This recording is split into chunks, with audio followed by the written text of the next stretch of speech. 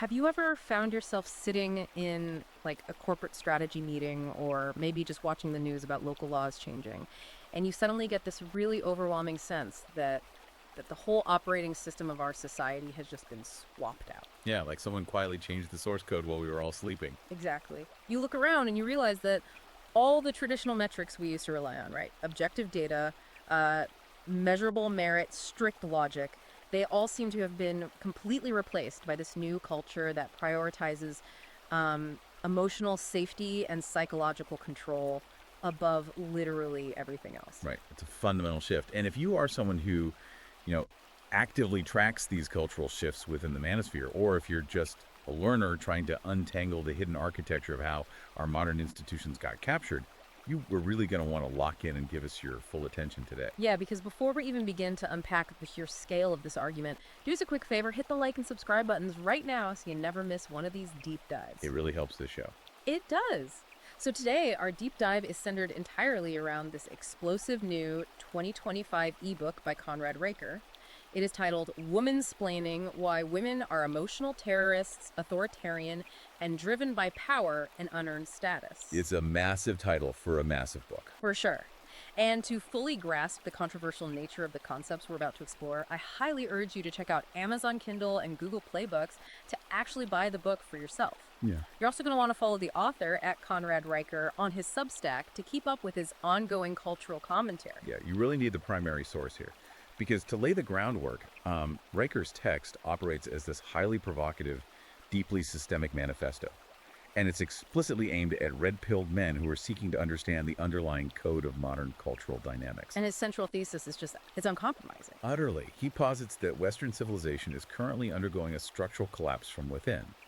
But he attributes this collapse not to, foreign adversaries or traditional economic failures, but to a vast psychological and demographic takeover. Yeah. He argues that our foundational institutions have been comprehensively captured by what he calls female-coded leftism, effectively migrating society away from a male-coded baseline of meritocracy and objective truth, and pushing it into this female-coded paradigm of emotional authoritarianism. And just as a really quick but essential reminder for everyone listening right now, we are diving into some highly polarizing, completely culturally radioactive territory today. Oh, absolutely radioactive. Right, and because this material touches on the very core of our modern political and gender dynamics, our goal here is absolutely not to take a side. Right, no endorsements here. Exactly. We are not endorsing, we are not condemning the viewpoints presented in the text. Our role is strictly to act as your impartial guides. We're just breaking down the architecture of these arguments so you can clearly understand the mechanics of what is driving this really influential sector of cultural debate. And that neutrality is paramount. Because regardless of where your personal politics lie, understanding the mechanical structure of Riker's argument it's crucial for navigating the modern institutional landscape. He's articulating a framework that resonates deeply within certain spheres. Yeah, and analyzing the how and the why of his data points gives us this crazy window into how institutional power is being fought over right now. So let's actually start with the foundational premise of his entire worldview. The text argues that the Western world is capitulating to a psychological regime he calls maternal totalitarianism. Or the hive queen mentality. Right, the hive queen. And what immediately stands out to me is how Riker completely severs modern progressive ideology from traditional Marxist class struggle. Yeah, that was fascinating because we are so used to hearing cultural shifts described in terms of, the proletariat and the bourgeoisie, the rich versus the poor. Exactly, but Riker argues that modern leftism isn't about economics at all. He suggests that what we currently label as progressive ideology is actually maternal instinct that has just gone completely feral. Feral maternal instinct. It's such a striking phrase. It really is. And he introduces this specific psychological framework called the infant predator schema. Okay, break that down for us.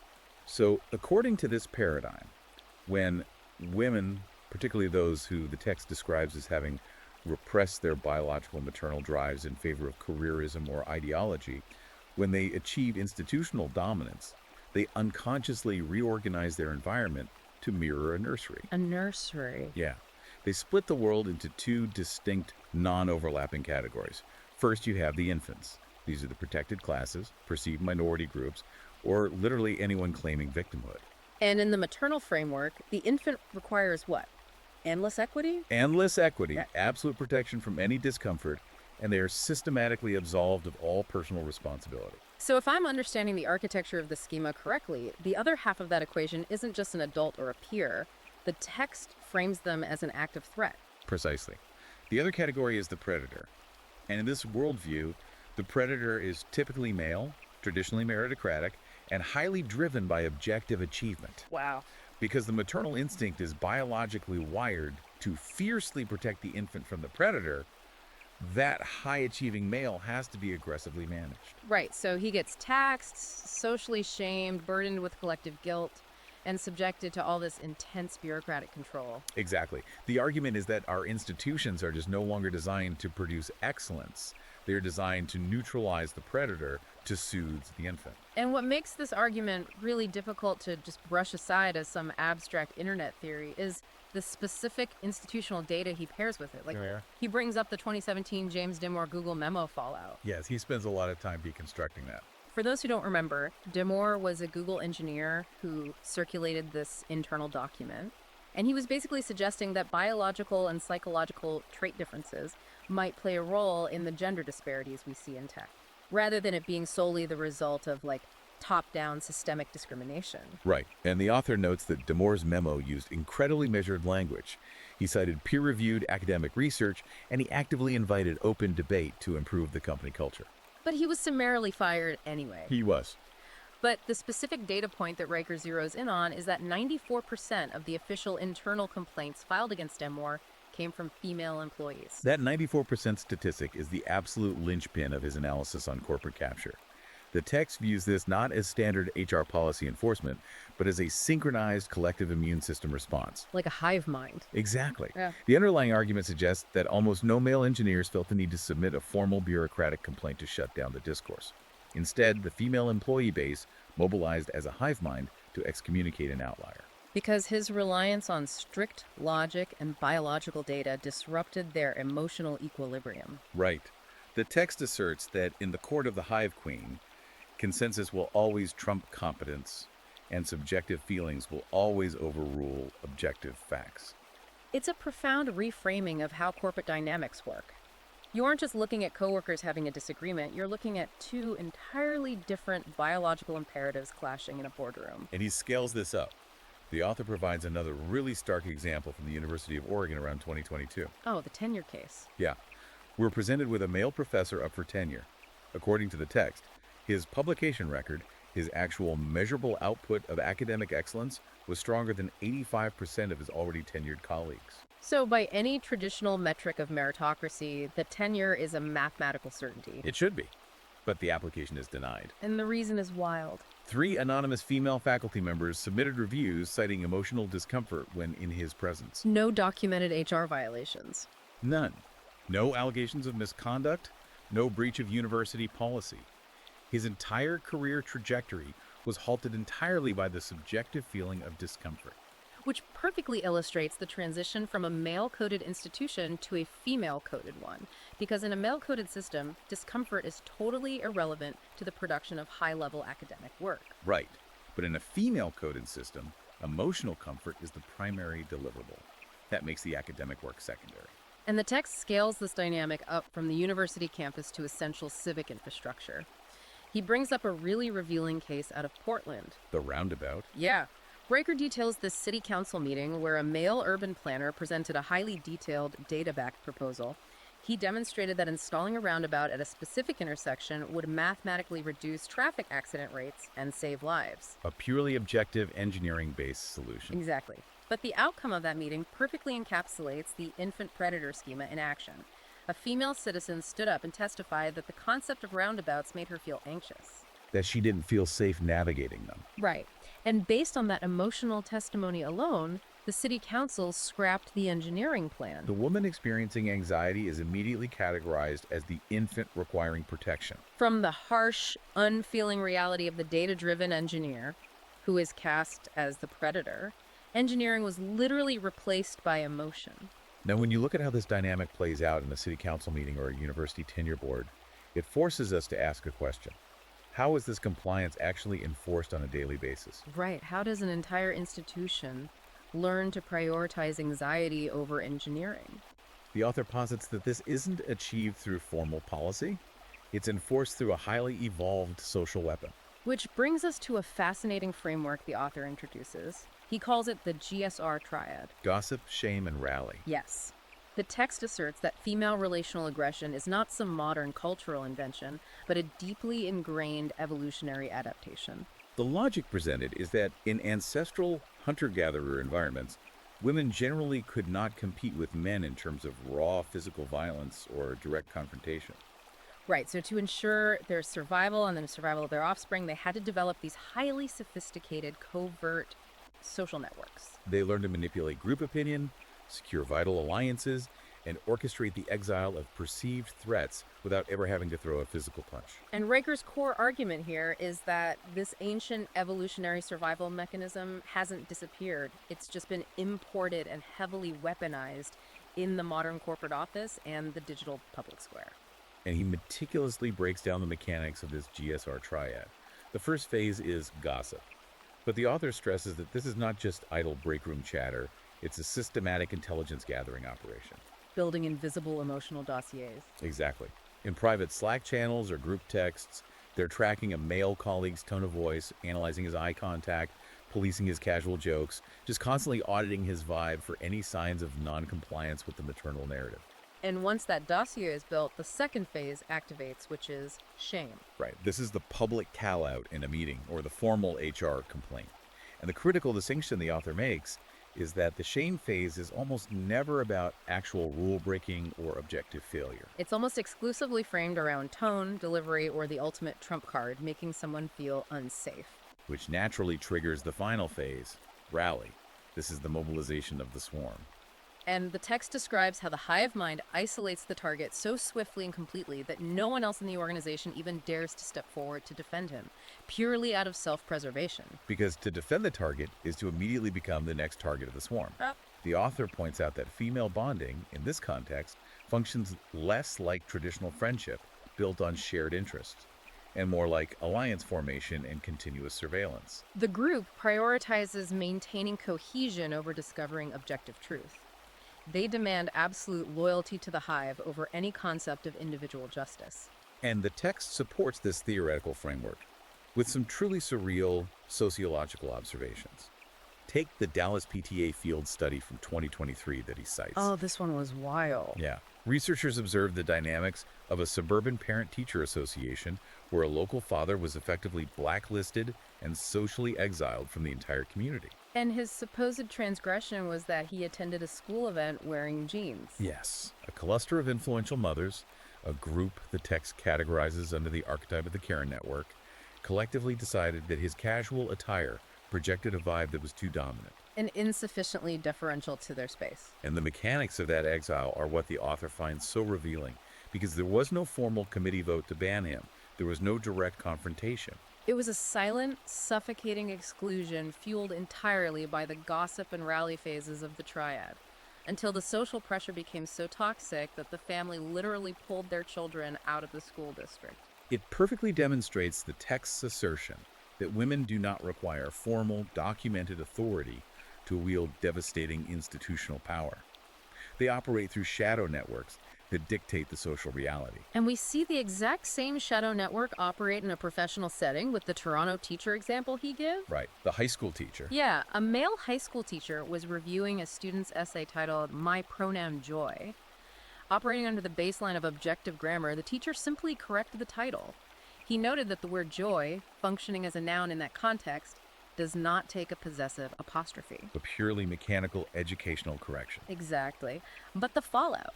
6 of his female colleagues, none of whom even taught in the English department, launched identical coordinated HR complaints accusing him of cultivating a hostile environment. And he was suspended from his job. That is the rally phase, operating at peak efficiency. The objective truth of the grammatical rule was completely irrelevant.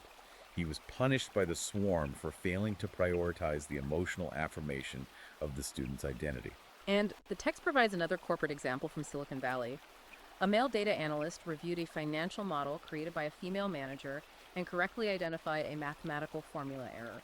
And instead of debating the math, because objective math cannot be emotionally manipulated, the female manager initiated the gossip phase. She told her shadow network that she felt undermined by his correction, which sparked a 6-week covert whisper campaign entirely focused on his hostile communication style.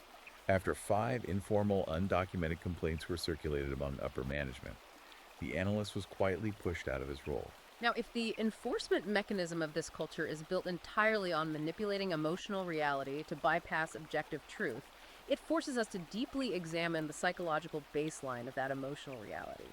And Riker argues that these tactics are so devastatingly effective because modern institutions have adopted a profoundly unstable psychological model as their new standard operating procedure. Which transitions us into what is undoubtedly the most controversial psychological diagnosis the author makes regarding modern culture.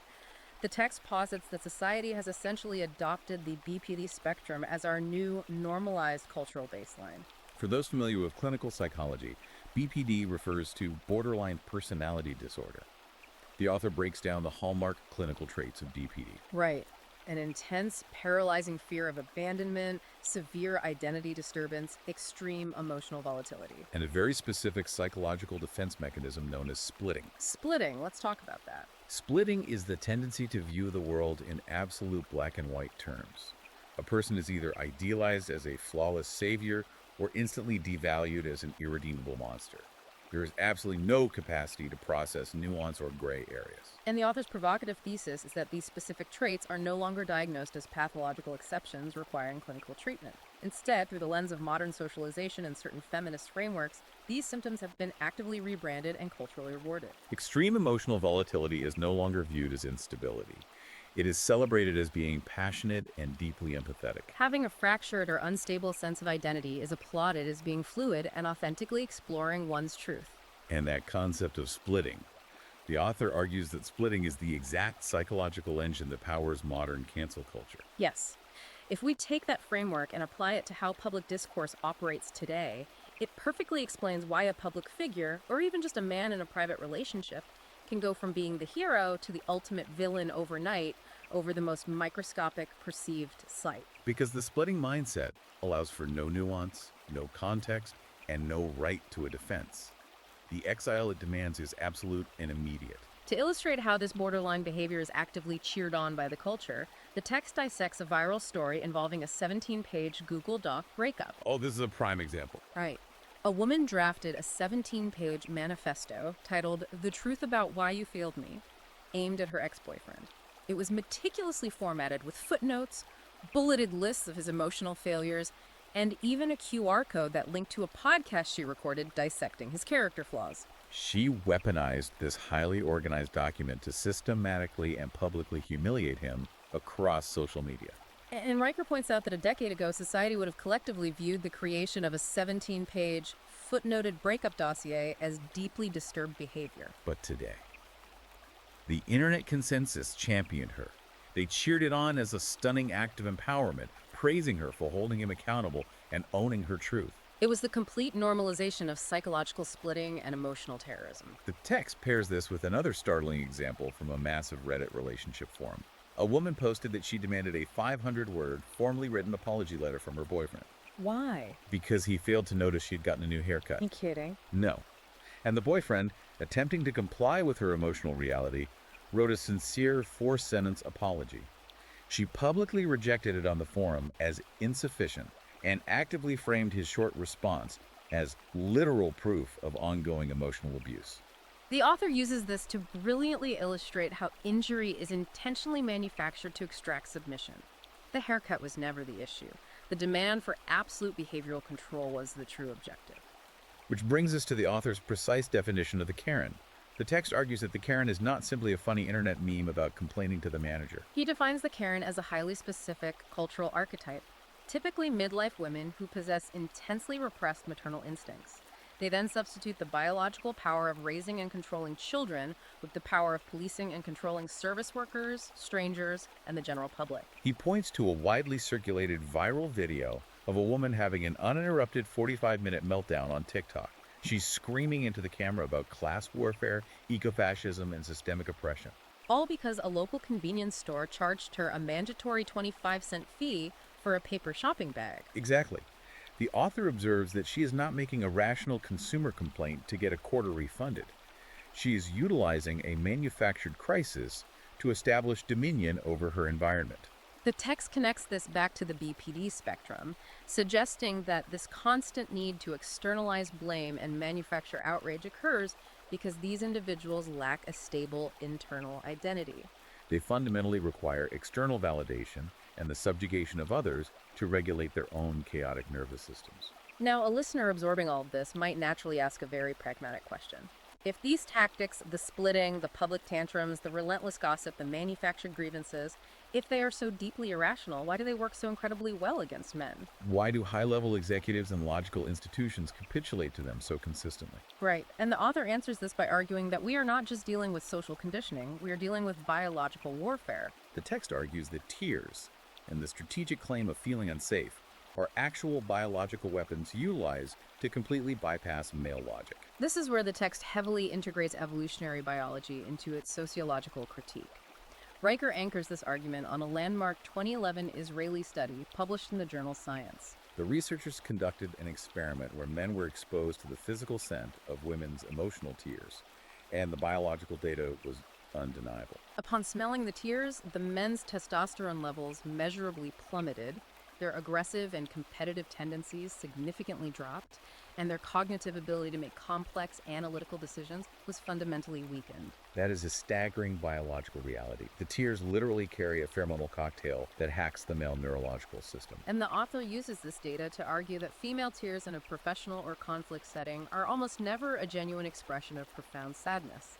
They are a highly evolved biological dominance display. They're designed to extract immediate concessions by triggering deeply ingrained male caregiving circuits. Evolution has wired the male brain to instantly soothe the crying female. Which means the moment the tears appear, the man immediately abandons all rational analysis of the facts being debated. Building upon that biological hack, the text details a corresponding linguistic weapon, the phrase, "I feel unsafe." The author cites internal data indicating that the usage of this specific phrase in corporate HR meeting minutes has spiked by an astonishing 400% in recent years. The text categorizes "I feel unsafe" as a linguistic kill switch. It's deployed to instantaneously paralyze debate or dissent because it fundamentally changes the rules of engagement. The user of the phrase is never required to provide a single shred of objective, verifiable evidence of a physical or professional threat. The mere declaration of their subjective, internal feeling of unsafety becomes an indisputable mandate that HR must act upon. And the examples the text provides of this kill switch in action are almost hard to believe, yet they're fully documented. Like the incident of the woman at a major tech conference who burst into hysterical tears simply because the catered coffee station only offered almond milk rather than her preferred oat milk. And when a male colleague logically suggested she could just walk to the coffee shop next door, she began sobbing even harder. The institutional response. The male colleague was formally reprimanded by the conference organizers for displaying weaponized fragility and for invalidating her lived experience. The author then moves from the corporate conference room to the legal system to demonstrate how this weaponization of emotion scales to the highest levels of civic authority. Right, he details a highly publicized legal case in New York where a woman sued her ex-husband for $500,000 in retroactive compensation for what she termed invisible labor. She defined this labor as the mental load of scheduling his dental appointments and reminding him of his own mother's birthday during their marriage. While the judge ultimately dismissed the suit, the author points out that mainstream media outlets completely heralded her as a feminist pioneer. The text argues this is a deliberate attempt to frame the basic transactional duties of an adult partnership as systemic martyrdom. And the text pushes this analysis into even darker territory. It cites a harrowing legal case in the United Kingdom where a woman physically stabbed her landlord during a heated dispute over rent payments. And when the case went to trial, her primary legal defense was to blame premenstrual syndrome. Her lawyers argued that her hormones were raging and she was emotionally dysregulated. The judge actually accepted this biological defense and handed down a significantly reduced sentence with absolutely no jail time.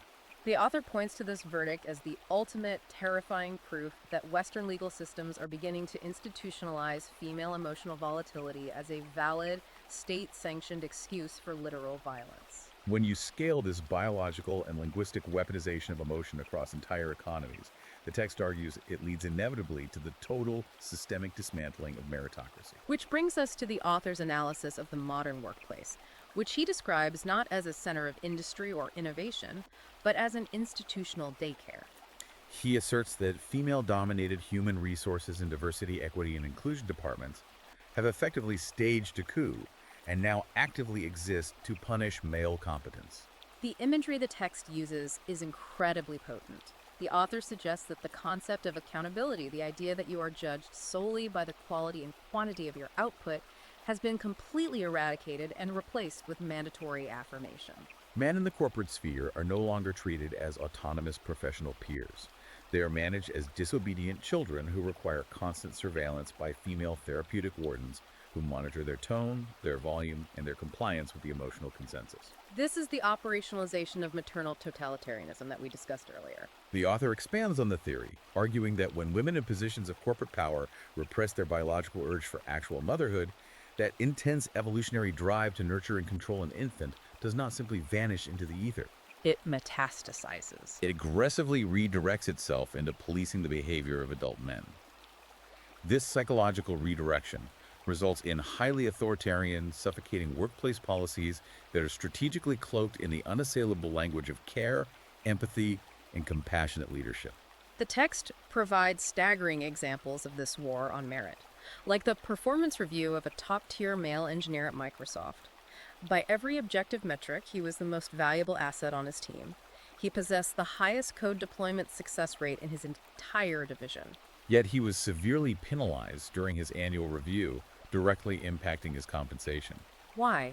Because he politely refused to cry and share his deepest vulnerabilities during a mandatory corporate healing circle organized by HR.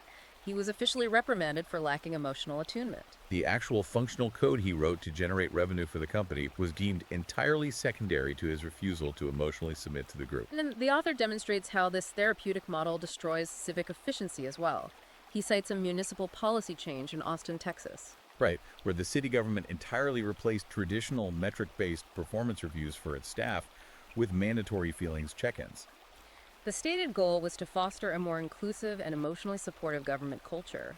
But the tangible, measured outcome of this shift, a catastrophic 19% drop in city worker productivity within a single fiscal year. The author argues this is empirical proof that the moment you replace objective standards of excellence with subjective emotional narratives, actual competence becomes irrelevant, and the systems we rely on begin to structurally fail.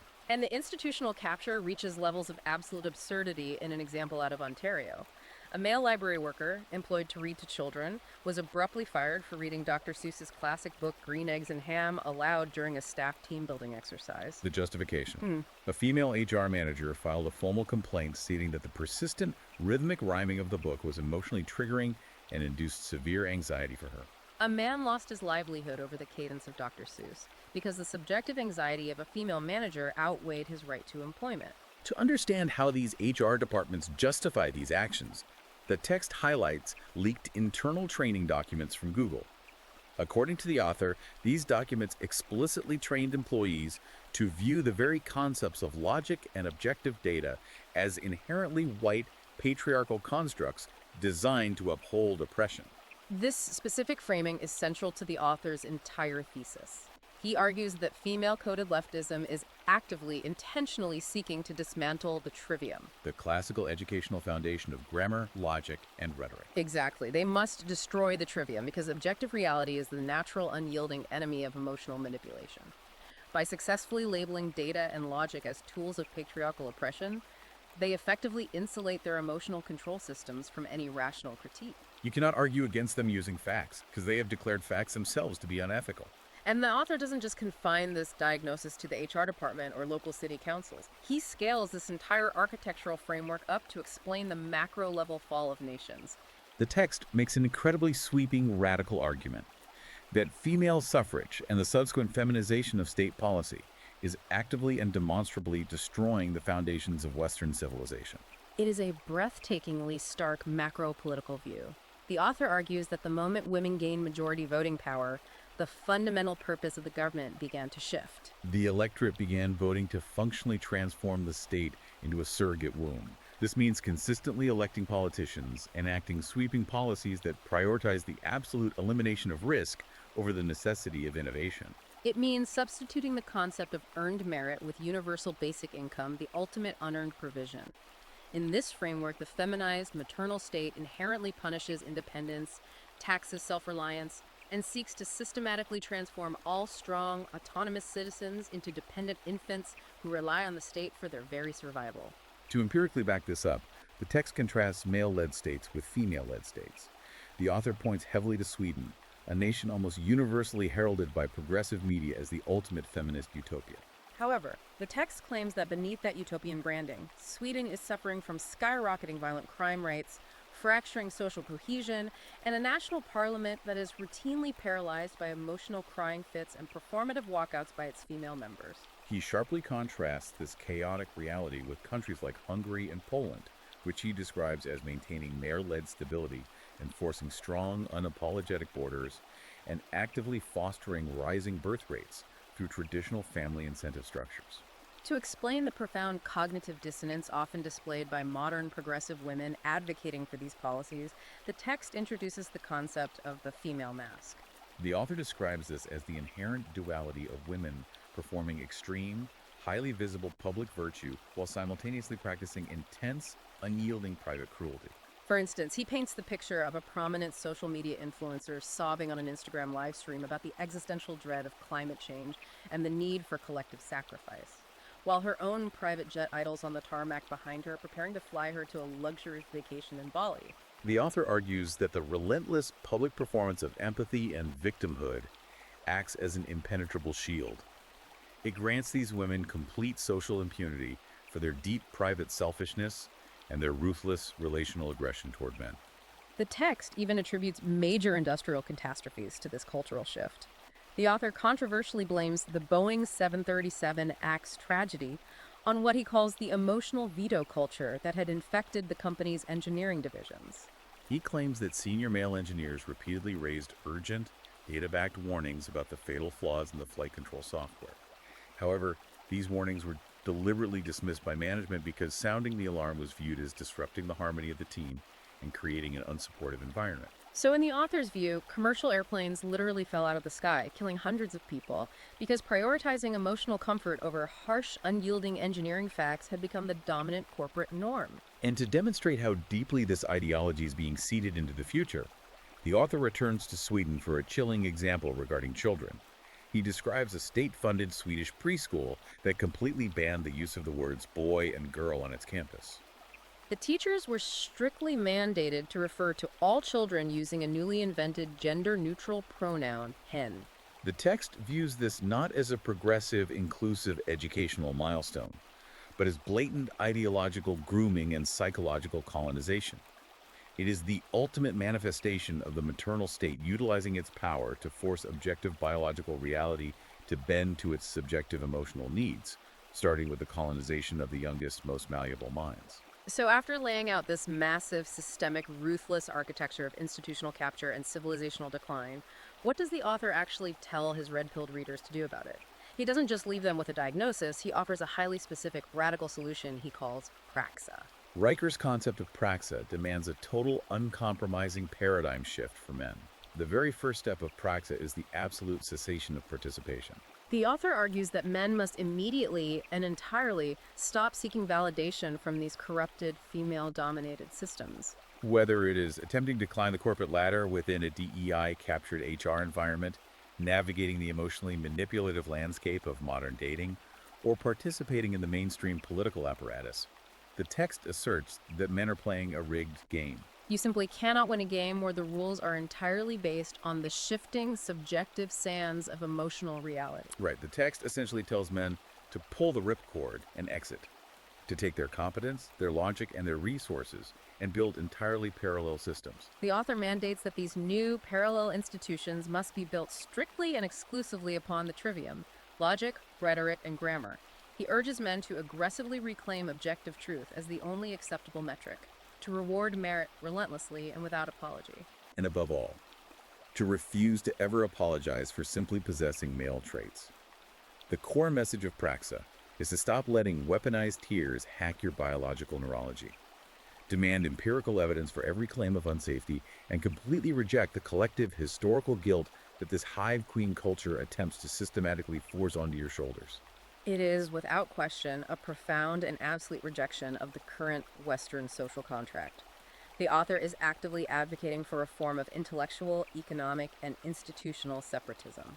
He envisions a future where men rebuild the robust foundations of classical Western civilization in total isolation from what he perceives as the destructive, feral maternal instinct that has currently hijacked the operating system of the modern world. Let's take a breath and synthesize the incredibly intense intellectual journey we've just been on. We have completely unpacked the systemic worldview presented in this text. A perspective that looks at the architecture of the modern world and sees an epic, silent, and total war between male-coded logic and feral maternal instinct. We've explored the infant predator schema that reorganizes our institutions, the deeply ingrained evolutionary warfare of the gossip, shame, and rally triad, The normalization of the BPD spectrum as our cultural baseline, the biological hack of crybullying, and the ultimate civilization-level war on merit. and again, to reiterate our show's neutral stance as we conclude, our goal today was simply to map the architecture of this highly influential text within the manosphere. We are impartially reporting on the contents to help you understand the frameworks being debated. Absolutely. Now, before we wrap up, we always like to leave you with a final, unmentioned thought to ponder that builds on the source material we've just explored. Here is a provocative question to chew on regarding the author's ultimate solution of praxis. The text advocates for men to exit the current system and build purely logical, parallel institutions based solely on the strict adherence to the trivium, completely stripping away all emotional influence and maternal dynamics. But if human beings are, at our biological core, inherently social, chemical, and emotional creatures, creatures that literally evolved to respond to pheromones and social bonding, is a purely logic-driven, emotionless institution actually sustainable over multiple generations? Or would such a rigid system, completely devoid of empathy and emotional cohesion, eventually fracture under the immense weight of its own suppressed human nature? It is a complex paradox regarding the reality of human behavior that is well worth mulling over. That is a phenomenal question to think about as you process all of this. If you want to dive into the raw source material yourself, read the specific data studies he cites, and understand the full, unvarnished scope of these highly controversial arguments, you absolutely must check Amazon Kindle and Google Playbooks to buy the ebook. Womansplaining Why Women Are Emotional Terrorists, Authoritarian, and Driven by Power and Unearned Status. It is undeniably a text that will challenge your preconceptions and force you to examine the structural mechanics of society, regardless of your personal worldview. Make sure to follow the author at Conrad Riker at his Substack to read more of his ongoing cultural analysis. And finally, if you appreciated the depth of this deep dive and want us to keep unpacking the most fascinating and polarizing sources out there, please remember to hit the like button and subscribe to the show. We will see you next time on The Deep Dive.